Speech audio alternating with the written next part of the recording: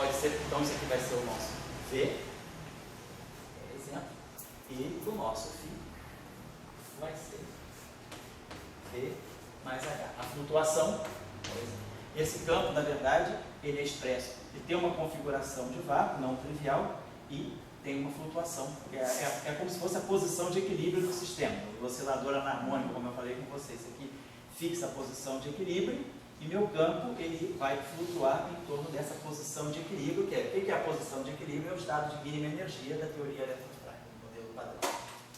Está lá. Quer dizer, o que é o mínimo da teoria eletrofrágil é o mínimo do modelo padrão, porque o Higgs não tem núcleo quântico de cor. O Higgs é neutro do SO3, então ele não participa. Quando a gente junta as três interações SO3, SO2, 1, o Higgs é neutro, ele é singlete de SO3, então e o setor de SO3 me traz o quê? Me traz gluon e quarks. Quarks são férreos, já podem atingir valor esperado no vácuo diferente de zero. E os gluons são vetores, também não. Então eu não posso tirar nenhuma estrutura de vácuo da QCD, quer dizer, vácuo trivial. Então tem o vácuo da teoria, do modelo padrão, está todo situado no setor de Higgs, que é um setor meramente eletrofrágil. Então, o vácuo de Higgs é o vácuo do modelo padrão. Então, vamos supor que o nosso vácuo do modelo, nesse caso aqui é o modelo 1, a configuração de mínima energia é V, e o meu campo flutua em torno desse V. Se nós fizermos uma transformação de simetria, claro, a gente já sabe, a transformação de simetria é uma fase, então, o meu filhinho é exponencial de I, parâmetro da transformação, simetria local, e a carga, né? Vamos dizer que a carga seja 1, teria uma carga aqui, e o campo φ. Então isso aqui é a transformação de gauge local, suponho que esse campo tem carga 1. Vamos tirar então a transformação disso aqui. Então quem é meu filhinho? E aí a gente já sabe. Bom, vamos escrever assim. Filhinha é parte real e um linha. Vamos chamar então do meu campo φ, eu posso escrever dessa maneira. Q mais x. Vou quebrar o meu campo φ dessa maneira. Vou escolher essa representação.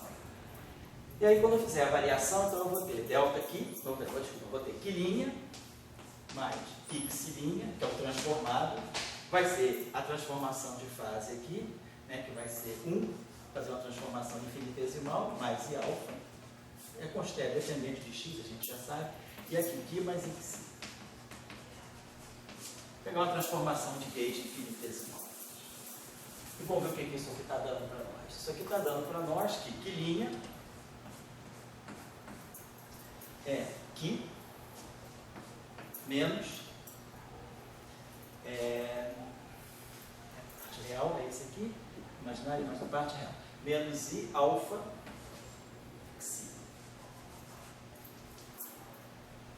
E que o meu xi' vai ser x, vai ser I, aqui vai ficar xi, tá? Vai ficar xi, e aí esse pedaço aqui vai ficar mais alfa aqui.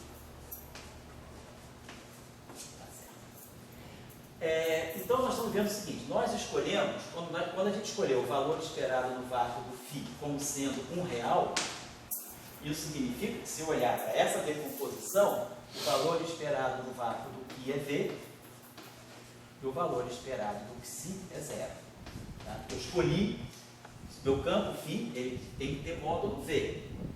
O módulo de φ é V. Então ele pode ser qualquer coisa. V, pode ser V soma fase. Vamos escolher que a configuração de vácuo é real, tem fase nula. Então eu escolhi a minha configuração de mínima energia. Tomei esse V. Então, quando eu tomei esse V, estou pegando um valor especial do valor esperado no vácuo do Higgs, ou seja, do campo escalar. Eu estou pegando uma configuração particular de vácuo. Estou quebrando a simetria nesse momento. Por quê? Porque eu estou escolhendo uma configuração de vácuo que não é invariante sobre isso aqui. V' é igual a exponencial isso vezes V. Então, V' vem de V. Então, o vácuo quebrou a simetria, apesar do potencial ter a simetria 1. Então, é a quebra espontânea. Muito bem. Então, meu campo aqui é o campo que admite valor esperado no vácuo não trivial. Então, na verdade, isso aqui está me dizendo o seguinte, eu deveria escrever esse meu campo aqui como sendo V mais H. Meu campo aqui, ele flutua em torno de V. A configuração. Então, é claro agora, se eu pegar o valor esperado no vácuo de φ, ele vai ser V, o valor esperado no vácuo de H é 0, e o valor esperado de xi é 0. O meu campo φ, como eu já sei que a configuração de mínima energia ela está totalmente localizada na parte real do meu campo φ, que é o meu campo aqui. Então eu sei que esse meu campo aqui, ele tem uma configuração de vácuo. Então o que eu vou estudar dele são as flutuações em torno do vácuo. Então eu reescrevo o meu campo φ aqui dessa forma. Então, só para colocar isso aí. Então quando a gente fizer essas transformações, então, quer dizer, o meu quilinha, né, é V mais H'. O meu Qui é V mais H. E aqui o meu Qui ficou V mais H. Só reescrever. Então, peguei isso. Peguei meu campo. A quebra espontânea da simetria me disse que o meu campo escalar pode ser escrito dessa forma. E aí, olha, eu estou fazendo uma transformação de gauge em cima do meu campo escalar. Escrito dessa forma. Então, vai ficar quilinha. Na verdade, aqui é V mais H'. Mais X'. Fiz a transformação aqui, aqui Xi. Aqui mais V. V mais H, que é o Qui, mais X. Então, trazendo isso aqui para cá. Então, fica V mais H', vai ser V mais H, menos I, menos alfa Xi.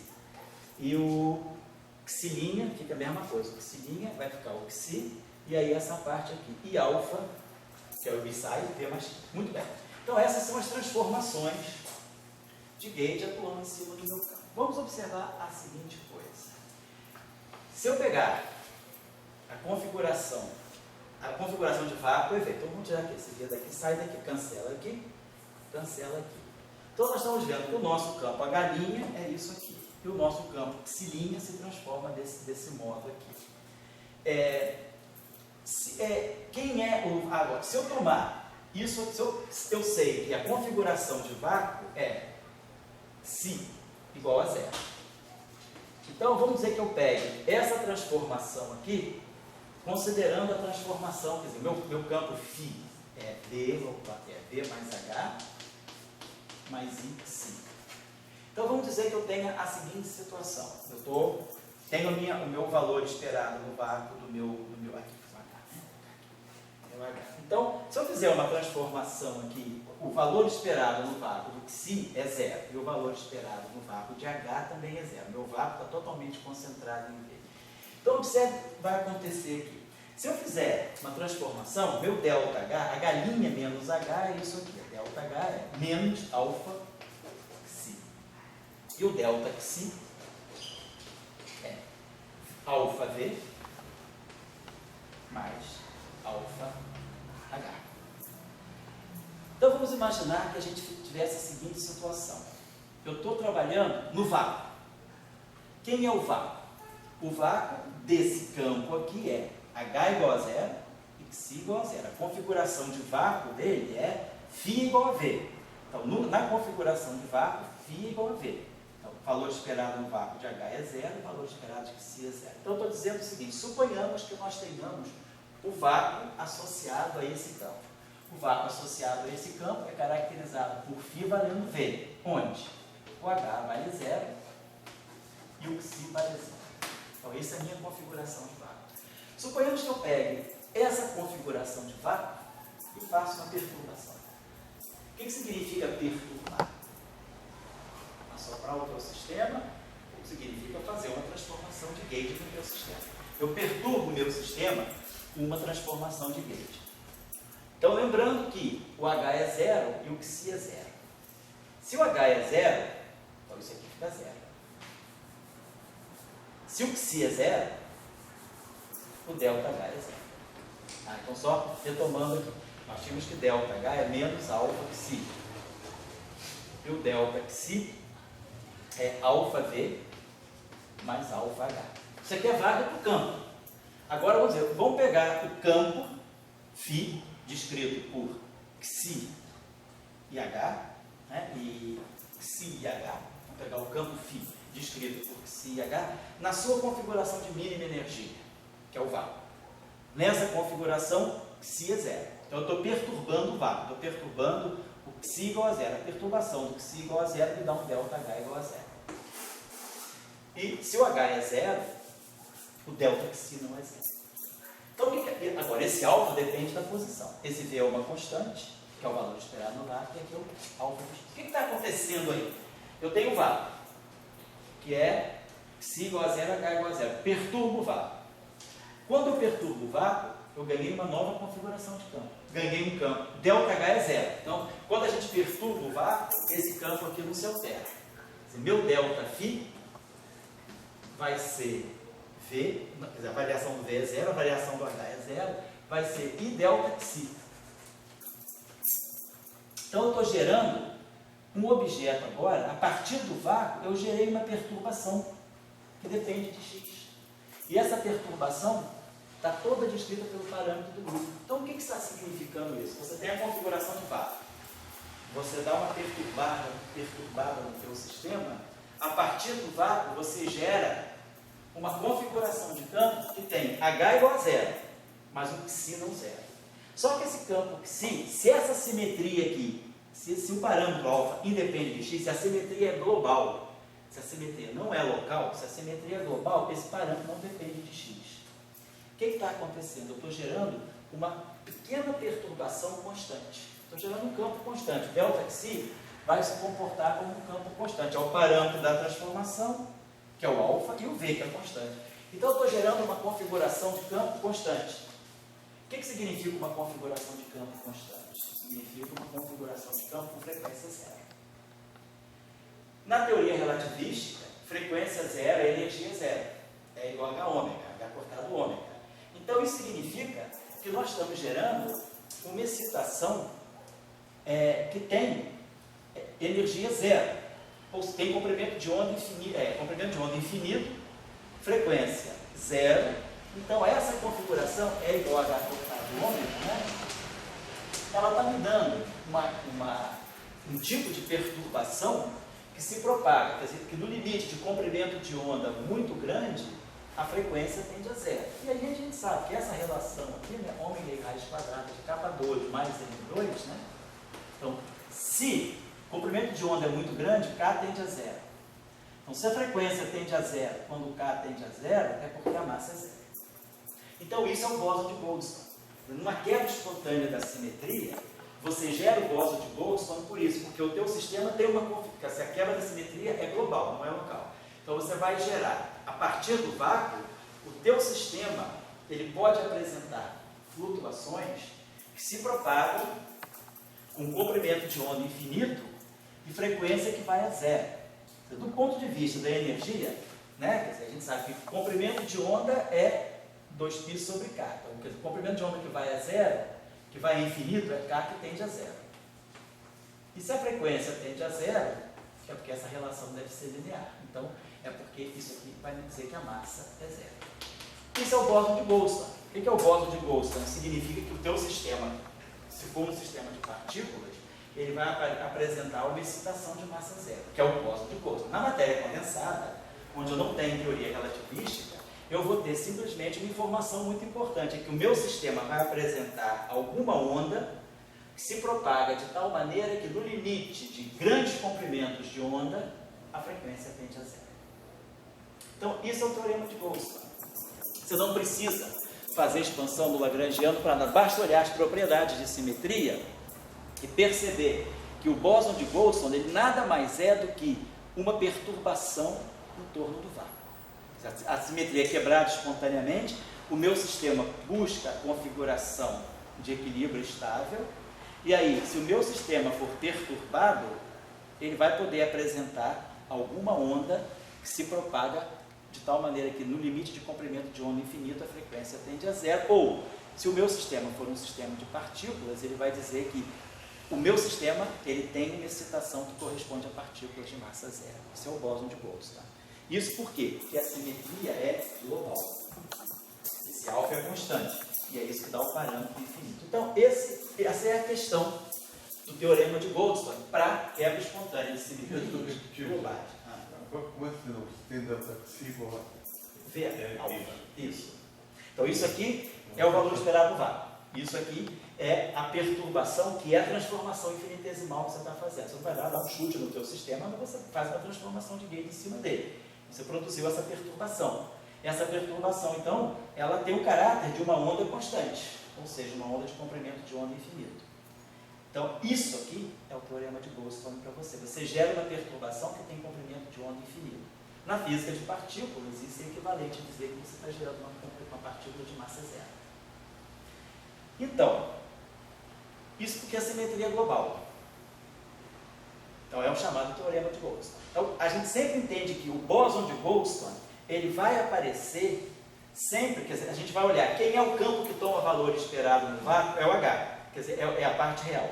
Então, se o H é a perturbação em torno do vácuo, o bóson de Goldstone vai ser o outro objeto, vai ser esse aqui, esse cara aqui que é o bóson de Goldstone, porque esse campo aqui, se a gente fizer uma transformação de gauge em cima do H, dá zero, então esse H não flutua. Então, se o meu H era zero no vácuo, eu perturbo, e o H continua sendo zero. H' é H mais delta H. H é zero, e delta H é zero, então H' é zero. Então, esse campo, ele não cria nenhuma excitação. O bóson de Goldstone, ele sai justamente do lugar onde não tinha valor esperado no vácuo. Ele pega o valor esperado do vácuo do outro campo e combina com o parâmetro de gauge para dar o bóson de Goldstone.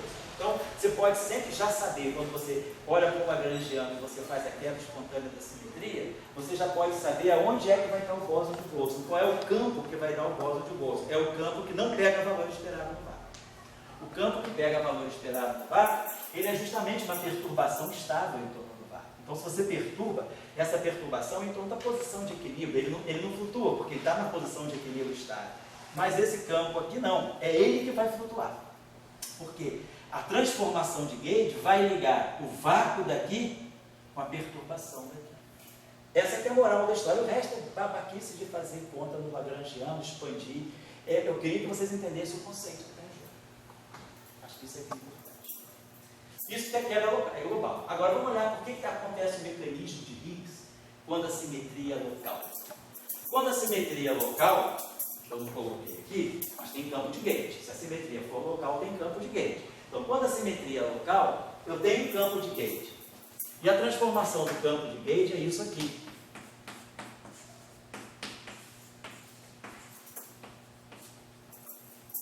Então, com a simetria local, a perturbação que é gerada, ela já não tem mais comprimento de onda infinito. Por quê? Porque ela é uma função de x a partir do parâmetro óbvio. Então, essa função pode ser uma função bem localizada. Então, ela deixa de ser um campo constante, meu delta que se deixa de ser um campo constante, isso aqui é constante, mas isso aqui não é. E ela passa a ter uma dependência em x. Só que essa flutuação que está aqui, eu consigo, na verdade, mostrar que essa flutuação nada mais é do que o parâmetro de gauge.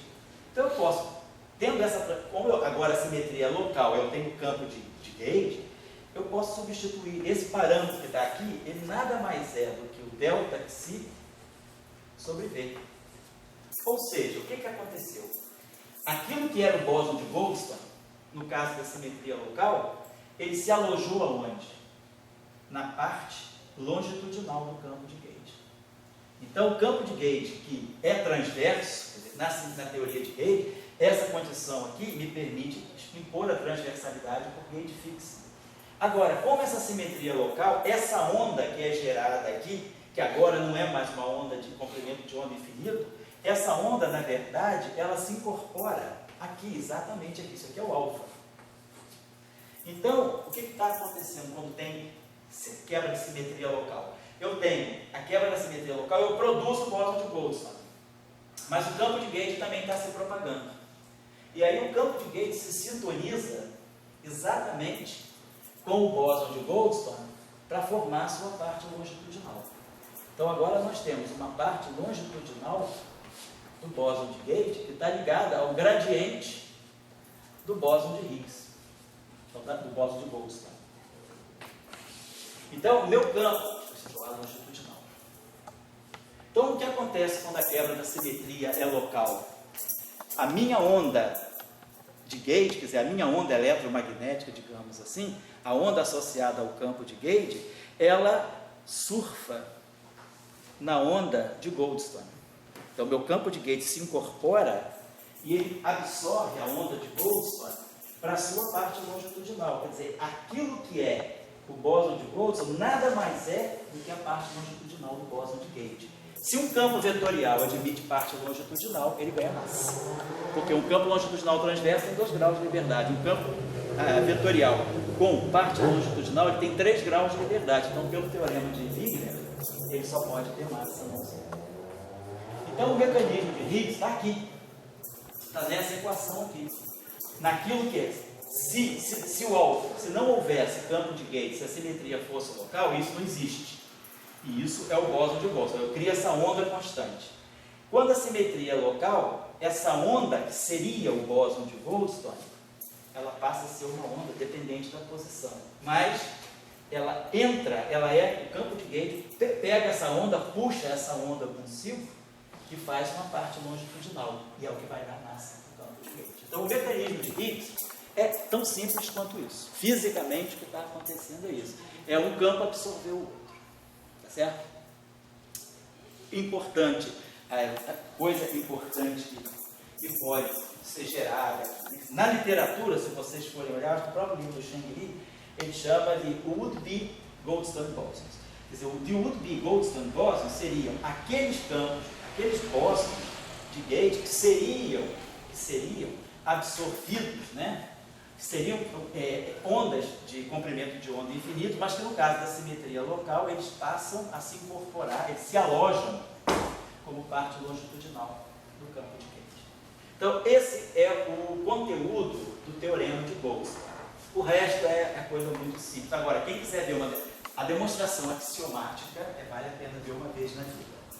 Então, não é assim uma demonstração em termos de compreensão física, mas uma demonstração axiomática baseada na álgebra de correntes, etc. Então, a referência boa para quem quiser ver uma demonstração rigorosamente axiomática, com elementos de análise funcional, mas, vamos dizer assim, abordada, nada de tem que fazer um curso de análise funcional, uma coisa que um físico entende, sabendo o que é fato, o que é a representação em espaço de Hilbert. Está no livro do Girard, Fonda Girard.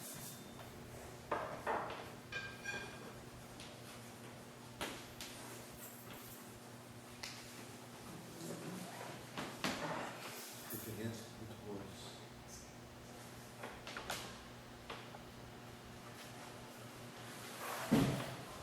Pode ir agora, não se vai dar, comigo agora. Não, pode ir. Sexta-feira, vou marcar. A gente pode se encontrar. Deixa eu marcar. Porque eu não vou na Cinelândia, eu vou ficar só para a Assembleia. A Assembleia deve estar acabando por volta das 5 horas. Agora? Não, vou marcar 5 horas, você chega aqui, volta. A hora que chegar em Petrópolis, eu vou direto para cá. Tá legal? Tchau.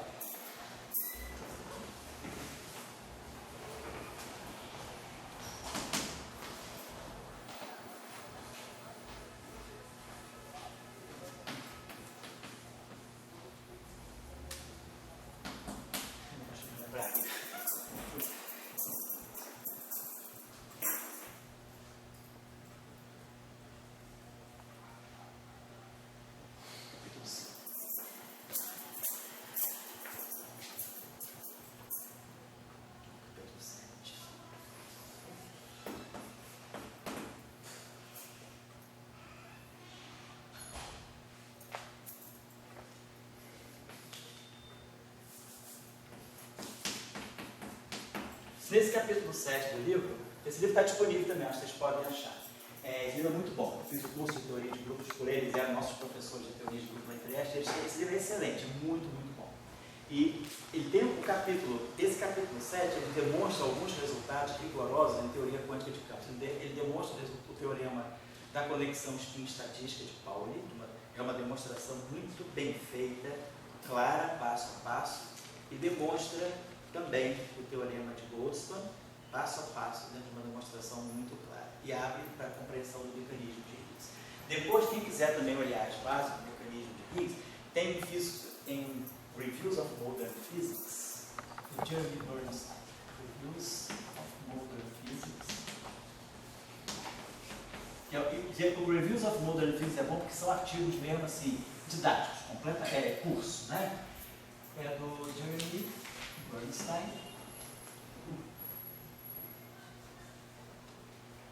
Sobre agora esse artigo do Bernstein, eu tenho a impressão que é 74. Eu tenho a referência dele, se alguém precisar, eu tenho a impressão que é de 74. Mas se vocês colocarem na rede, vocês acham que o Reviews of Modern Physics é Jeremy Bernstein. E a palavra-chave aí é Higgs Mechanism. O título é meio grande, não sei lá, Higgs não é Goldstone, Higgs and all that. Spontaneous symmetry breaking, Goldstone, Higgs and all that. Mas a palavra-chave é Higgs e Goldstone. Esse livro também está muito bom. A demonstração do teorema de Higgs dele é muito, não é completamente axiomática, mas é bem matematicamente rigorosa. Ele discute os passos, aonde é que estão os possíveis problemas que podem viabilizar a aplicação do teorema. É bom a gente saber essas coisas, porque nem sempre o modelo que a gente tem, ele segue o padrão normal. Então, eu acho que esse artigo, essas aulas do Bernstein, elas deixam isso bem claro. E o livro do Fondo Girardi também. A demonstração é muito bem feita e é muito simples em termos de álgebra de corrente. Mas eles explicam tudo, dá para perceber tudo. Eu só gostaria de chamar a atenção para esses aspectos mais práticos, que isso aí a gente não encontra nos livros, mas para vocês perceberem que a coisa é simples. O conceito não é preciso saber o teorema, é só entender o que está em jogo com o aspecto da simetria. A simetria é quebrada espontaneamente, eu sempre vou poder perturbar o vácuo, e a perturbação do vácuo gera uma onda. No caso da simetria de Gauge local, essa onda ela é absorvida exatamente pelo campo de Gauge. E aí o campo de Gauge, ele rouba a onda, que seria o bóson de Boson, e aloja na sua parte longitudinal. E aí gera para ele massa. Então essa aí, vamos dizer assim, que é a trama aí, né, da novela, aí, do teorema tipo do mecanismo de Higgs como sendo uma porta, né, de violação do teorema de Goldstone. Porque o teorema de Goldstone tem que ter uma partícula de massa zero. E aí, de repente, a gente vê que o bóson de Gauge ganha massa, mas o bóson de Gauge ganha massa porque ele rouba o que seria o bóson de Goldstone. Então, desaparece o bóson de Goldstone. Então, na quebra espontânea de simetria local, o bóson de Goldstone desaparece. Na quebra da simetria global, não, ele fica e ele é importante. Sem o bóson de Goldstone, na quebra espontânea da simetria, a gente não teria os fônons nos cristais. Não teria, por exemplo, o π0 na física de partículas. Então, a quebra da simetria global é importante. O bóson de Goldstone é uma partícula física mensurável que está no espectro se a simetria é global. Quando a simetria fica local, o bóson de Goldstone perde a sua observabilidade, ele deixa de ser uma partícula física isolada por si e ele passa a compor o bóson de Gauge. Então ele some do espectro, automaticamente aparece um bóson vetorial massivo. Então é isso que está acontecendo na quebra espontânea da simetria.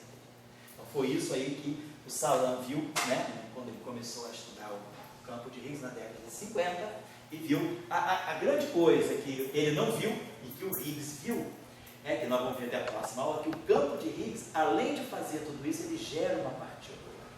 Por isso que ela se chama partícula de Higgs, porque foi o professor Higgs, né, que viu que o campo, que na época nem se chamava campo de Higgs, chamava-se campo escalar, né, campo isoescalar, esse campo isoescalar, ele também flutua e apresenta uma partícula. Essa partícula não tinha nome, até 76.